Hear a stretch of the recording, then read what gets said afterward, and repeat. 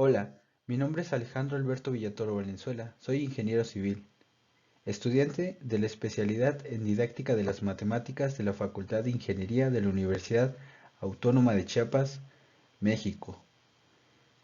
Este trabajo muestra avances de investigaciones que se presentan en la propuesta Intervención educativa en la enseñanza de la jerarquía de operaciones en la resolución de problemas matemáticos bajo la dirección de Edgar Javier Morales Velasco, maestro en ciencias con especialidad en matemática educativa. Mesa temática. Aplicaciones matemáticas en la enseñanza. Palabras clave. Jerarquía, operaciones, actividad didáctica. Introducción. La jerarquía de operaciones consiste en la prioridad que tienen las operaciones para resolverse antes que otras cuando éstas se encuentran entre varias operaciones.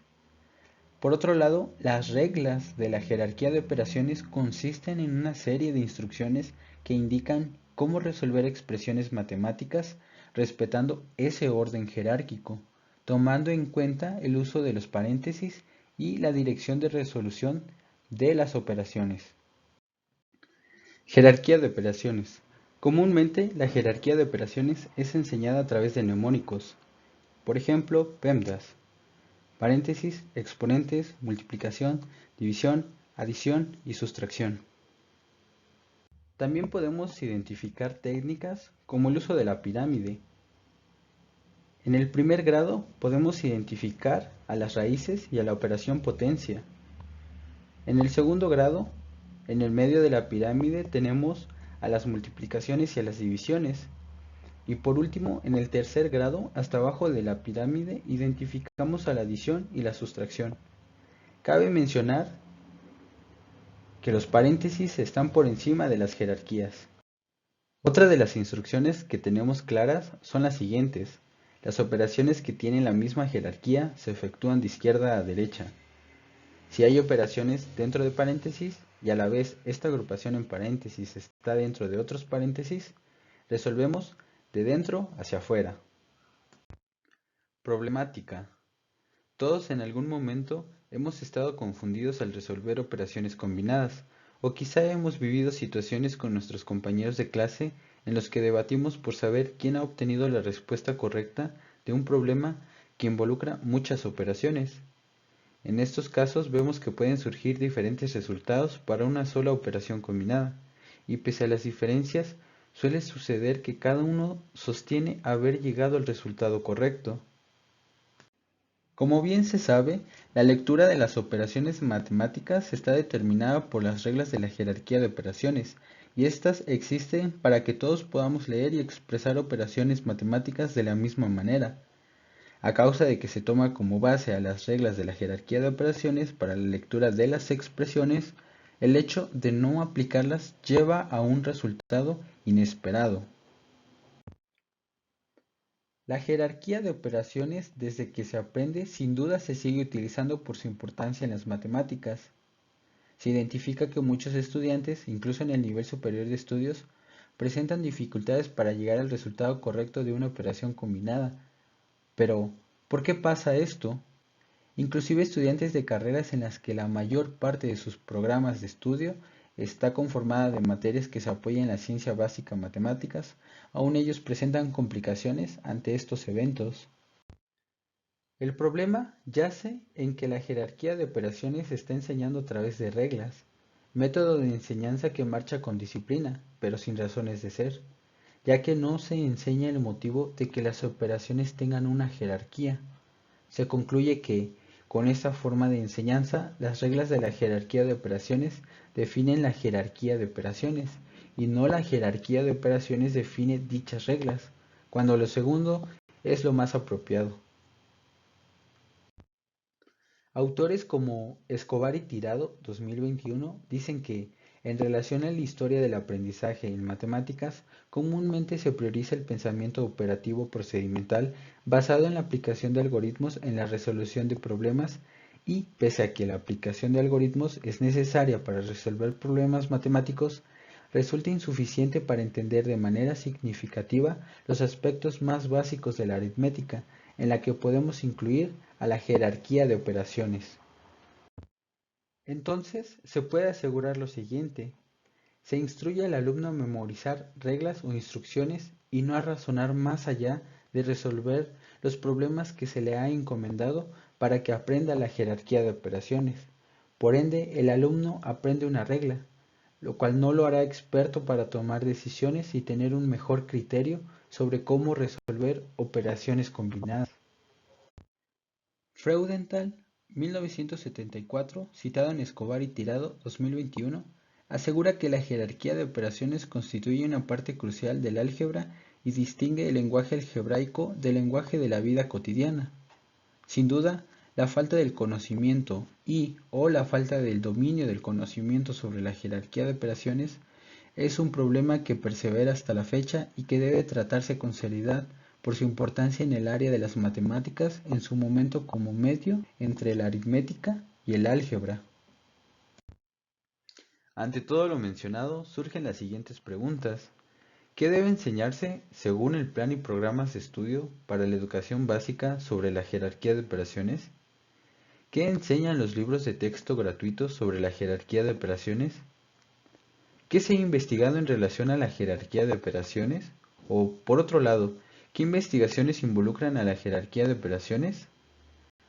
¿De dónde surgen las reglas de la jerarquía de operaciones? ¿Por qué es tan importante la jerarquía de operaciones?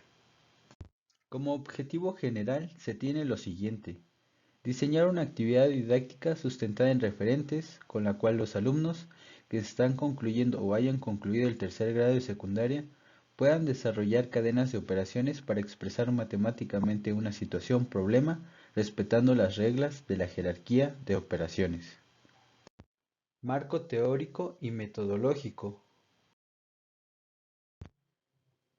El marco teórico a utilizar en esta investigación es el de la teoría de situaciones didácticas. La teoría de situaciones didácticas fue desarrollada por Brousseau. Dichas situaciones se apoyan de la teoría constructivista en cuanto al aprendizaje por parte del estudiante en relación con su medio. Se ha reservado el término de situaciones didácticas para los modelos que describen la actividad del profesor y también la del alumno. La teoría de situaciones didácticas se estructura de la siguiente manera: situación de acción, situación de formulación, situación de validación y situación de institucionalización. Adicionalmente, mencionamos los conceptos de la parte didáctica y la parte didáctica. Brousseau 2007 menciona que el alumno sabe que el problema, cuando se le encomienda a uno, fue elegido para hacer que adquiera un conocimiento nuevo, pero debe saber también que este conocimiento está enteramente justificado por la lógica interna de la situación y que puede construirlo sin tener presentes razones didácticas. No solo puede, sino que también debe, porque no habrá adquirido verdaderamente este conocimiento hasta no ser capaz de utilizarlo en situaciones que encuentre fuera de todo contexto de enseñanza y en ausencia de cualquier indicación intencional. Tal situación es llamada situación adidáctica. Por ende, si ante una situación o un problema elegido por el docente lo involucra a él mismo en un juego con el sistema de interacciones del alumno con su medio, este juego más amplio es la situación didáctica. La metodología a utilizar en esta investigación está basada en la ingeniería didáctica. Artig, 1995, dice que, como metodología de investigación, la ingeniería didáctica se caracteriza en primer lugar por un esquema experimental basado en las realizaciones didácticas en clase, es decir, sobre la concepción, realización, observación y análisis de secuencias de enseñanza.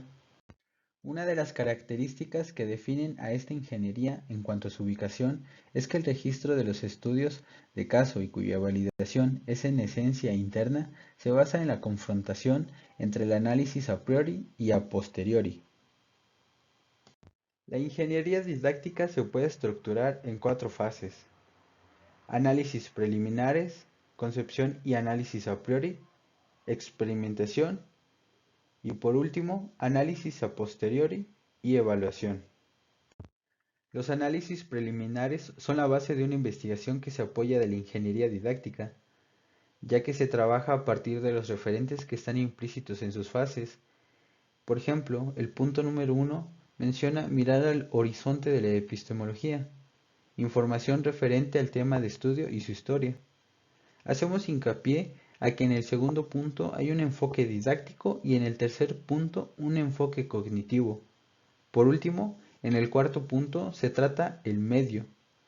Es imperativo que todos estos análisis estén conectados a los objetivos específicos de la investigación. Después de los análisis preliminares surge esta actividad didáctica. Posteriormente se toma en cuenta las posibilidades después de la aplicación, es decir, el análisis a priori.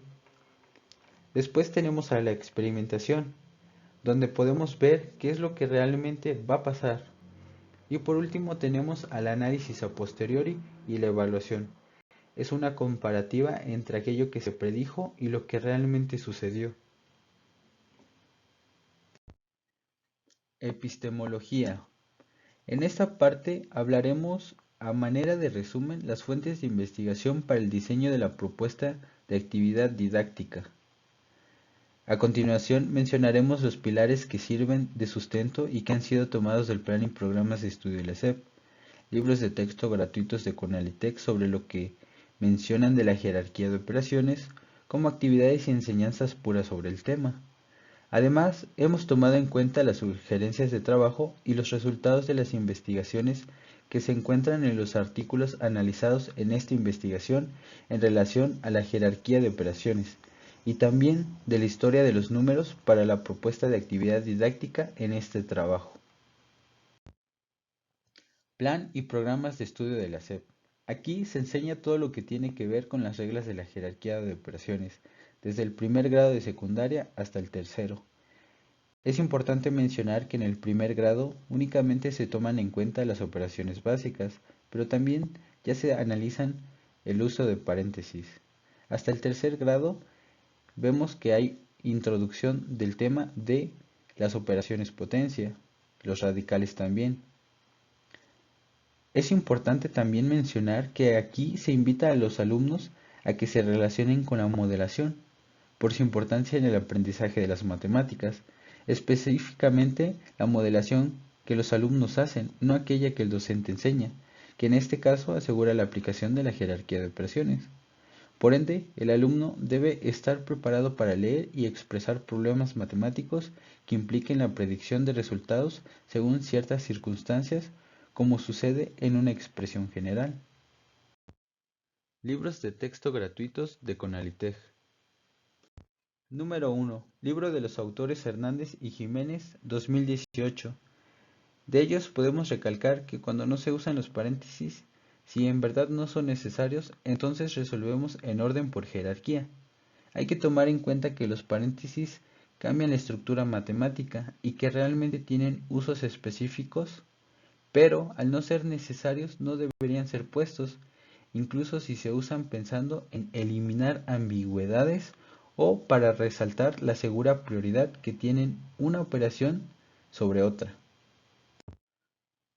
Número 2. Libro de Raúl González y Prado, 2015.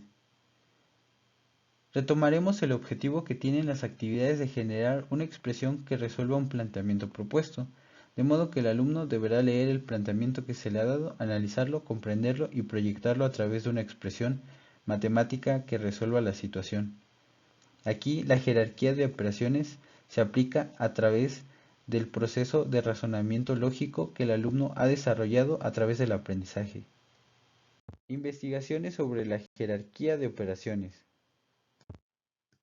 Número 1. TAF 2017. En su artículo menciona que los paréntesis no son los únicos agrupadores, así que buscaremos resaltar la agrupación de operaciones sin uso de paréntesis como sucede en las expresiones racionales. Así que aquel número o por otro lado una operación que esté por encima de la línea horizontal en una expresión racional, esta se resuelve en conjunto y de igual manera aquello que esté por debajo de la línea horizontal se resuelve en conjunto. Número 2. Escobar y Tirado, 2021. En el trabajo de ellos podemos darnos cuenta que el objetivo es enseñar el álgebra a una edad temprana. En el proceso nos daremos cuenta de que es requerida la jerarquía de operaciones y el pensamiento relacional. Número 3. Papadopoulos y Gunnarsson, 2018.